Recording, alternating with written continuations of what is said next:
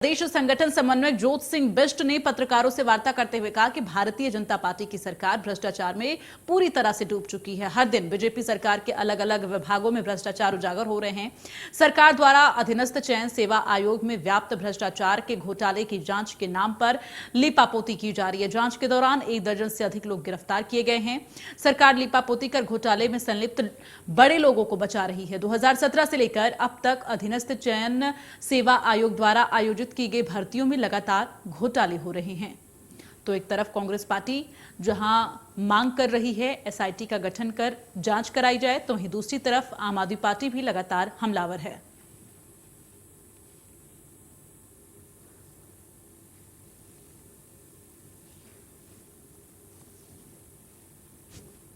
की सरकार आकंठ भ्रष्टाचार में डूबी हुई है। हर रोज सरकार के भ्रष्टाचार के कोई न कोई घटनाक्रम जानकारी में आ रहे हैं।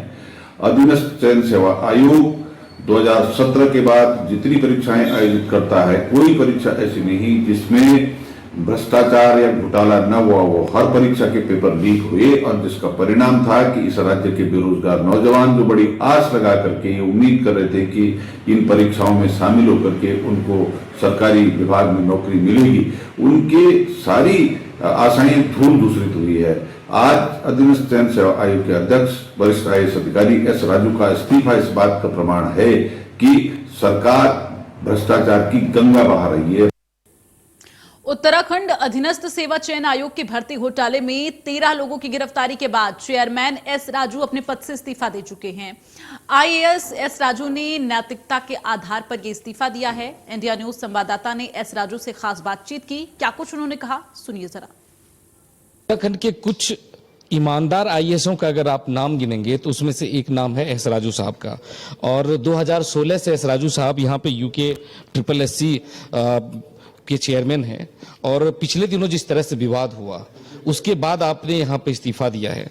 आखिर किस तरह से, कितने दिनों से आपके ये बात दिमाग में आ रही थी कि इस्तीफा दे देना चाहिए, क्योंकि ईमानदारी पे इस बार सवाल उठा था? देखिए, वो आजकल भारत में प्रॉब्लम ये है, ईमानदार रहना बहुत मुश्किल है। तो शुरू से मैं देख रहा हूं कि यहाँ के नकल माफिया और जो कोचिंग माफिया वगैरह जो है कमीशन के पीछे पड़े हुए थे, इसलिए कि उनको किसी को चला नहीं इसको। अल्टीमेटली उन्हें सेंग मारने के लिए कोशिश तो कर दिया है इसका, सफल भी हो गया लग रहा है कि जैसा पुलिस में कर रहा है इसका। और जहां तक इस भर्ती का मामला है, तो शुरू से मुझे शिकायत मिलता रहा कि भाई आप इसको, इसमें कुछ गड़बड़ है। मैं प्रूफ मांगता रहा, भाई मुझे प्रूफ दे दो, प्रूफ दे दो, प्रूफ दे दो। कोई मांगते थे आप? सबसे जो सोशल मीडिया वगैरह में सबसे कहता मुझे प्रूफ दे दो। जी जी। कोई दे नहीं पा रहा था मुझे। सो फिर मैंने कहा भाई आखिर सब लोग प्रूफ नहीं दे रहे, कुछ तो होगा इसका, अगर सब लोग कह रहे हैं मतलब। तो फिर मैंने कुछ स्वयं इसको 7-8 एग्जाम को देखा, पिछले एग्जाम को देखे मैंने, सॉर्ट आउट किया 82 नाम करके मैंने साइबर सेल को भेजा था। साइबर सेल ने उसको जांच करके मोबाइल रिकॉर्ड वगैरह चेक करके मुझे उन्होंने बताया है कि साहब इसमें कुछ लग रहा है, कुछ गड़बड़ लग रहा है, कि ये लगता है कि इन लोगों कुछ रिसोर्ट वगैरह में गए हैं और वहाँ को बताया गया। तो फिर मैंने कहा कि भाई FIR इसमें तो करना चाहिए इसको। तो ये थे हमारे साथ एस राजू साहब, जो चेयरमैन है। उनका कहना है कि सेकेंड लेवल पर भी जांच है, जो सफेद पोस्ट है वो बचे हुए हैं और उनको पकड़ना जरूरी है। अपने कैमरा सहयोगी सौरभ के साथ doctor Praveen Kumar, India News, Dehradun. Uttarakhand शिक्षा विभाग के द्वारा आपको बता दें, हर महीने सरकारी स्कूलों में पढ़ने वाले छात्रों के लिए मासिक परीक्षाएं करवाई जाती हैं, जिसमें SCRT के द्वारा जो है यहां पर इन परीक्षाओं को संपन्न कराया जाता है और इन्हीं परीक्षाओं का पेपर SCRT की डाइटो के माध्यम से जो है तैयार किया जाता है। और लेकिन इस बार SCRT की इन मासिक परीक्षाओं का पेपर वायरल हुआ है, जिसमें गलतियों का अंबार लगा हुआ है। और वायरल हुए इस एग्जाम पथ पर अब विभाग ने संज्ञान लिया है और शिक्षा महानिदेशक की तरफ से इसके जांच के निर्देश भी दिए गए हैं, ताकि दोषी अधिकारी पर कार्रवाई की जा सके। तो लगातार परीक्षा पेपर लीक होने का जो मामला है वो सामने आ रहा है। फिलहाल अब इसमें आपको बता दें कि जांच प्रक्रिया शुरू किए जाने की बात की जा रही है। तो गलतियों से भरा पेपर जांच के लिए अब यहां पर आपको बता दें बात कही जा रही है। देखना यह होगा कि ये पेपर लीक का मामला जो लगातार सामने आ रहा है, इस पर किस तरह से विराम लग पाएगी।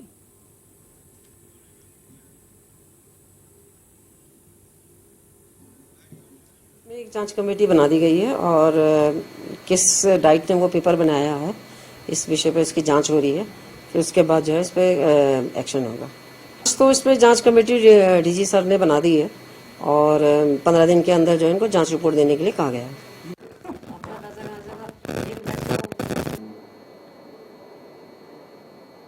लेकिन परीक्षा पेपर लीक का मामला सामने आया है, जिसके बाद शिक्षा विभाग के ये अजब गजब जो कारनामे हैं उसको लेकर जांच कराए जाने की अभी बात फिलहाल की जा रही है। अब ये जांच कब तक होती है, दोषी अधिकारियों पर कार्रवाई कब तक होती है, ये एक बड़ा सवाल है। चूंकि इस तरह के मामले सामने आते हैं और उसके बाद ठंडे बस्ते में चले जाते हैं, तो दोषी अधिकारियों पर कार्रवाई कब होगी, ये एक बड़ा सवाल। SCERT की द्वारा आपको बता दें जो परीक्षाएं कराए जाते हैं छात्रों के, उनमें पेपर लीक का ये मामला सामने आया है। तो गलतियों से भरा पेपर, अब जांच के आदेश दिए गए हैं। रोहित सोनी संवाददाता ज्यादा जानकारी के साथ जुड़े हैं। रोहित, क्या जानकारी है? जिस तरह से यहां पर SCERT के जो पेपर तैयार किए जाते हैं वो यहां पर पेपर लीक का मामला सामने आए, परीक्षा जो कराई जाती है, फिलहाल दोषी अधिकारियों पर कार्रवाई कब तक होगी, ये एक बड़ा सवाल। बिल्कुल, देखिए शिक्षा विभाग का जो एक नया मामला सामने आया था, क्योंकि अमूमन तौर पर देखें तो शिक्षा विभाग से ऐसे तमाम मामले पहले भी सामने आते रहे हैं, जहाँ पहले की कुछ पेपरों में देखें कि कुछ मरे हुए जो शिक्षक हैं उनको तबादले कर दिए जाते हैं। तो एक ऐसा ही नया मामला सामने आया है जिसमें जो पेपर महीने के एग्जाम होते हैं उसमें जारी किए गए थे, उसमें तमाम त्रुटियां पाई गई हैं, जिसको लेकर के फिलहाल 15 दिन के भीतर जो जांच के आदेश दिए गए हैं। और यह जरूरी भी है क्योंकि जब हम बात करते हैं कि गुणवत्ता परक शिक्षा होना चाहिए और शिक्षक हमारे बेहतर हो, इस बात पर अगर हम जोर दे रहे हैं तो इस बात पर विशेष ध्यान देने की भी जरूरत है कि बच्चों को हम क्या कुछ पढ़ा रहे हैं। यही वजह है कि जो पेपर लीक हुआ है, पेपर जो वायरल हो रहा है, उस पेपर में इस बात का बताया गया, इंडिकेट किया गया है कि तमाम जो इंग्लिश के वर्ड्स उसमें लिखे हुए हैं उसमें तमाम त्रुटियां हैं। यही वजह है कि इसको महानिदेशक ने इसके संज्ञान मामले के लिए है और इसमें जांच के निर्देश दे दिया और 15 दिन के भीतर इस जांच की रिपोर्ट तलब की है। जी अच्छा रोहित, क्या जानकारी है, किस क्लास का और किस सब्जेक्ट का ये पेपर था जो लीक हुआ है? बिल्कुल, देखिए जो पेपर वायरल हुआ है 12वीं कक्षा का है और यह इंग्लिश का पेपर बताया जा रहा है, क्योंकि मुख्य रूप से देखें तो इसमें जो स्पेलिंग मिस्टेक है वह एक बड़ी गंभीर बात कह सकते हैं, क्योंकि अमूमन तौर पर जो पेपर बनाए जाते हैं उसमें एक अच्छे शिक्षक हैं, वह बच्चों को पढ़ाते हैं तो उनकी खुद की इंग्लिश ठीक होनी चाहिए। और जब उसी सब्जेक्ट के टीचर हैं उन्हें खुद उनके पेपर की जब स्पेलिंग मिस्टेक होती है तो एक बड़ा सवाल यही खड़ा होता है कि हमने जो शिक्षक रखे हैं वह खुद उनको उसका ज्ञान नहीं है और फिर वह बच्चों को क्या कुछ जानकारी। ठीक है, चले, तमाम जानकारी के लिए रोहित बहुत बहुत धन्यवाद आपका।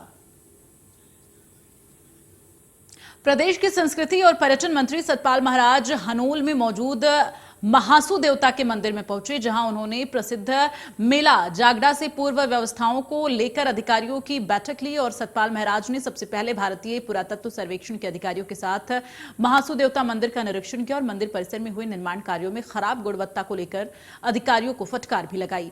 कैबिनेट मंत्री सतपाल महाराज ने यहां पर महासू देवता मंदिर हनोल में होने वाले जागड़ा मेले में, आपको बता दें जागड़ा मेले को लेकर राजकीय मेला घोषित करने की घोषणा करते हुए पीएम मोदी का आभार व्यक्त किया है।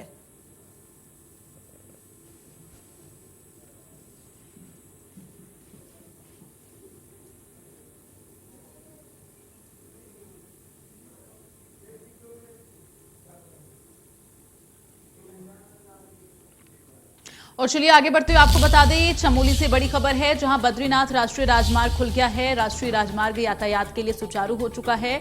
सुबह से लंगासू में आपको बता दें हाईवे बंद था। यात्रियों ने फिलहाल अब राहत की सांस ली है, चूंकि एक बार फिर से यातायात सुगम हो गया है और लंगासू में यह हाईवे बंद किया गया था, तो फिलहाल अब यातायात फिर से शुरू हो गई है। बद्रीनाथ राष्ट्रीय राजमार्ग खुल गया है।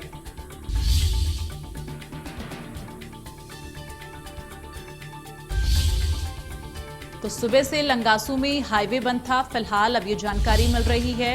यात्रियों ने राहत ली, चूंकि अब एक बार फिर से यातायात सुगम हो चुका है। बद्रीनाथ राष्ट्रीय राजमार्ग खुल गया है।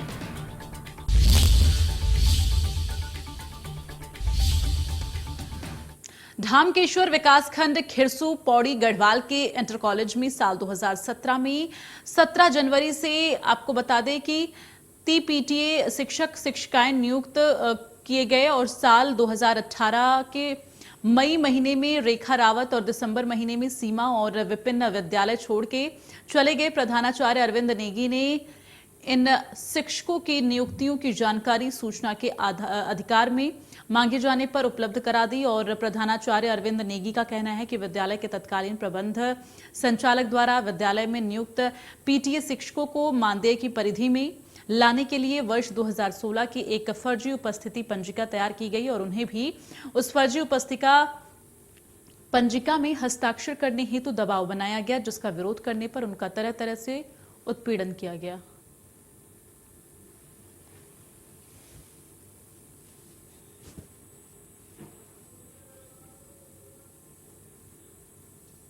और श्री देवभूमि लाइव में फिलहाल के बस इतना ही। आगे भी खबरों का सिलसिला जारी है।